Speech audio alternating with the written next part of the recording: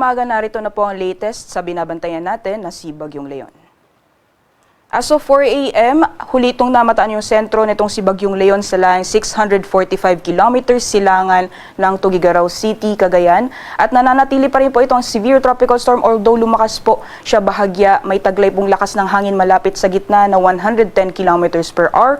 May pagbugso na umaabot ng 135 kilometers per hour at kumikilos po west-northwestward sa bilis na 10 kilometers per hour. Kung makikita po natin dito sa ating latest na satellite image, yung rain bands po nitong si Bagyong Leon ay nakakaapekto na sa may bahagi ng Bicol region, gayon din sa ilang bahagi ng Eastern Visayas. At habang papalapit po itong binabantayan natin na bagyo, yung rain bands po nito most likely ay magdudulot din ng maulan na panahon dito po sa may silangang bahagi ng Luzon. Kaya patuloy pong pinag-iingat yung ating mga kababayan dahil may mga posibilidad pa rin ng mga pag-ulan ngayong araw. Doble ingat po lalong-lalo na sa areas na kasalukuyan ay nakakaranas pa rin po ng mga pagbaha.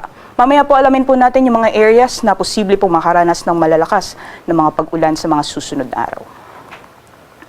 Alamin naman po natin ang nilalaman ng ating latest track forecast as of 5 a.m. So meron po tayo yung forecast track or yung central track or magiging pagkilos nitong si Bagyong Leon sa mga susunod na araw. Meron din po tayong tinatawag na forecast probability cone.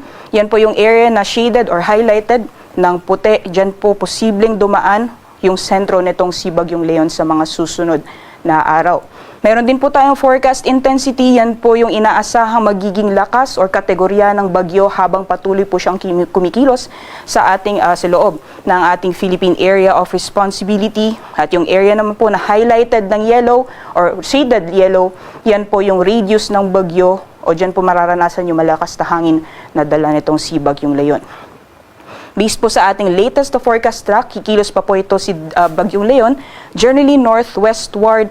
At dahil nakapaloob po itong si Batanes sa forecast probability cone, hindi po natin ninaalis yung posibilidad na maaaring maglandfall itong si Bagyong Leon sa may Batanes. Kung hindi man po siya maglalandfall, posible pong lapitan siya nitong sentro. Yung susunod na landfall scenario po natin ay dito na po sa may southeastern portion ng Taiwan. Samantalang, based naman po sa ating intensity forecast, mataas po yung posibilidad na mas lalong lumakas pa itong si Bagyong Leon habang patuloy pong binabaybay yung silangang karagatan ng ating bansa. Di po natin inaalis yung possibility na susunod na 12 oras, maaaring umabot po ito ng typhoon category at patuloy pa rin po itong lalakas habang binabaybay yung extreme northern Luzon area. Maaari po itong lumabas ng ating Philippine Area of Responsibility Thursday ng gabi or Friday po ng madaling araw. At habang patuloy po siyang kumikilos northwestward, ay hindi din pa natin inaalis yung posibilidad mas lalo pa po itong lumakas. Pag nasa may area po siya ng Batanes at or southeastern portion ng Taiwan, maaari pa itong umabot ng super typhoon category. Kung makikita din po natin sa ating latest na track forecast, malawak din po yung sakop ng radius nitong si Bagyong Leon. Ilang bahagi na po ng Bicol region ay nakapaloob sa radius ng bagyo. At habang patuloy pong lalapit itong si Bagyong Leon, mas marami pa pong areas ang makakapasok dito sa radius or yung malalakas na hangin na dala nitong si Bagyong Leon. Kaya naman, nakataas ang Tropical Cyclone Wind Signal number 1 sa mga lalawigan ng Batanes, Cagayan kasama ang Babuyan Islands, Isabela, Quirino, gayon din sa Nueva Vizcaya, Kalinga, Abra, pati na rin sa Apayao, Mountain Province, Ifugao, Benguet, Ilocos Norte, Ilocos Sur, La Union, gayon din sa Aurora, at sa northern portion ng Quezon kasama ang Pulilio Islands.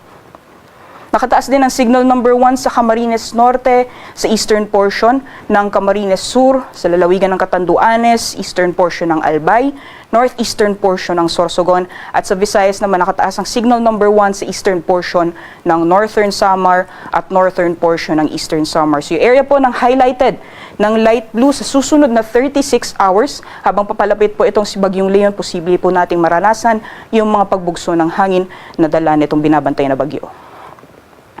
Pagdating naman po sa mga pag-ulan na dala nitong si Bagyong Leon, gayon din yung trough or extension nitong si binabantayan na bagyo. Ngayong araw hanggang sa darating na Thursday, mostly portions po ng northern Luzon, gayon din sa western portion ng ating bansa, posible po yung malalakas na buhos ng ulan dala nitong binabantayan na bagyo.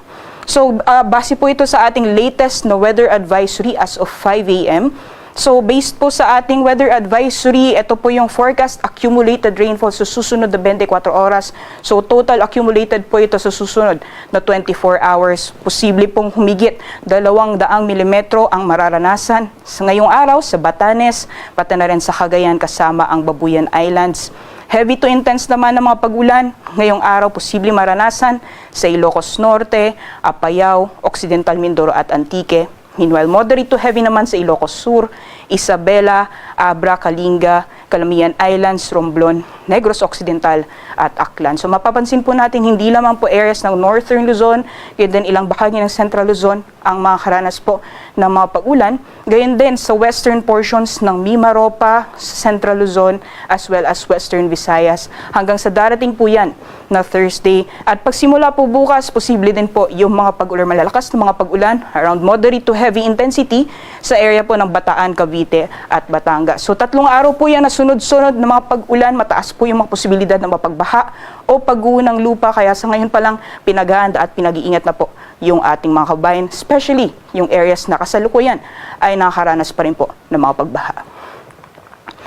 So outside naman po yung areas na kung saan nakataas yung tropical cyclone wind signal number 1, posible din po yung mga pabugso-bugsong hangin na dala nitong binabantayan na bagyo. So may chance po na makakaranas pa rin po tayo ng mahangin na panahon hanggang sa darating na Thursday, especially po sa areas ng Bataan, dito po sa Metro Manila, Calabarzon, Mimaropa, Bicol Region, Visayas, Dinagat Islands, Surigao del Norte at Camiguin hanggang sa darating na Huwebes po yan.